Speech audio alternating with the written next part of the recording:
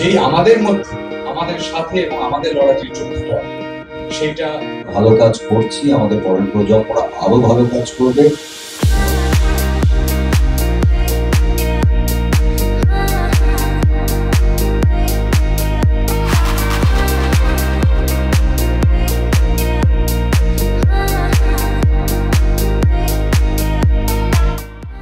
আমি নিজেকে কি অ্যানিমেশন স্টুডিওতে যাই, যখন বাইরে যাই, এগুলো আমার এক রকমের নেশা বলতে পারো।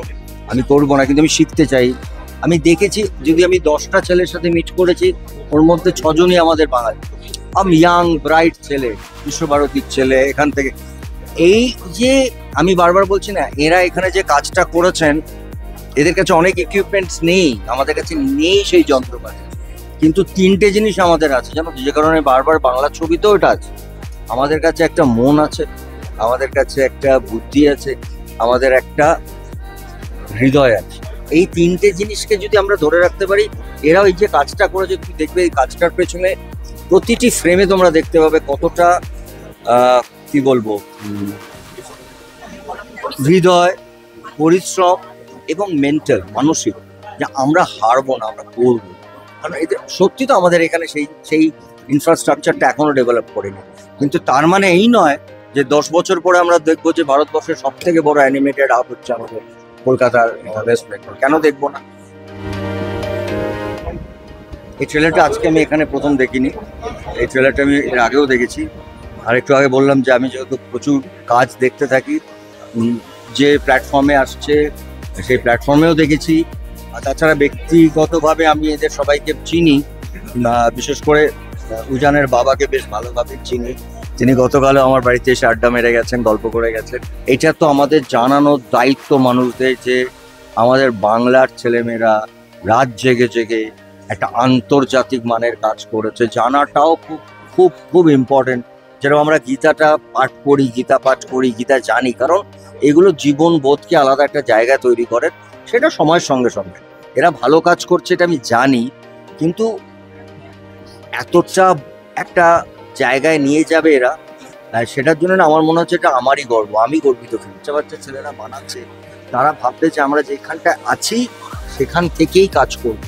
তাহলে একটা সময় এরা ভাববে এরা কাজ তো করবে, আজ হোক কাল হোক, তারা ভাববে আমরা এখানে কাজ করবো না, অন্য কোথাও গিয়ে কাজ করবো।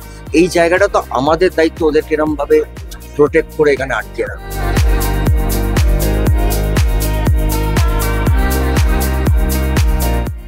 এই যে কুরুক্ষেত্র যেরকম 18 দিনের যুদ্ধ, সেরকমভাবেই আমাদের, যেরকম আমি বলছিলাম আর কি, যে 18 মাসের থেকেও বেশি সময় আমরা এই প্রজেক্টটা নিয়ে কাটিয়েছি। এটা আমাদের মতোই অনেক যুদ্ধ হয়েছে, অনেক ঝগড়াঝাটি, অনেক ভুল বোঝাবুঝি, কিন্তু অনেক ভালো কাজও হয়েছে। এরকম অনেক সুন্দর সুন্দর মুহূর্ত, মানে আমি অন্তত সেটার অংশ হয়ে থাকতে পেরেছি।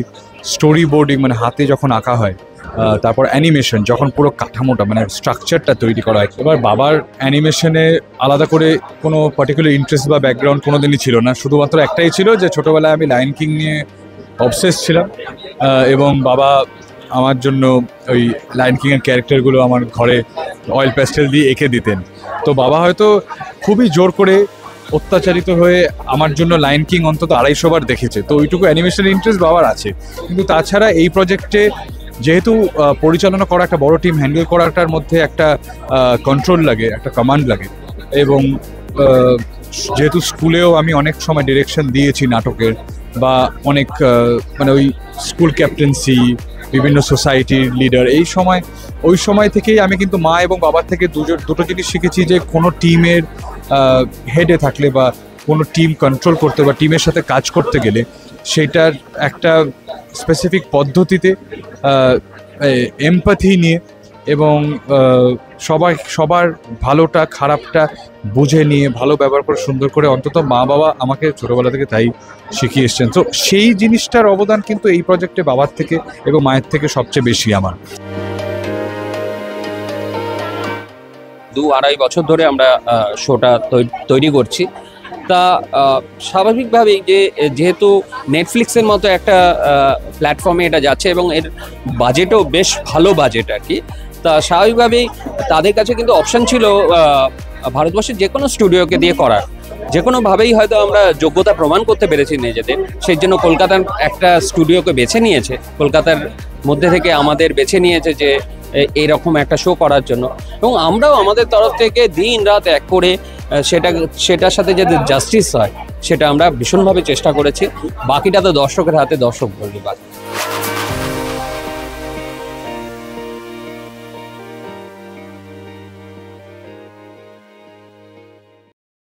ফলো করুন সংবাদ প্রতিদিন ডিজিটাল।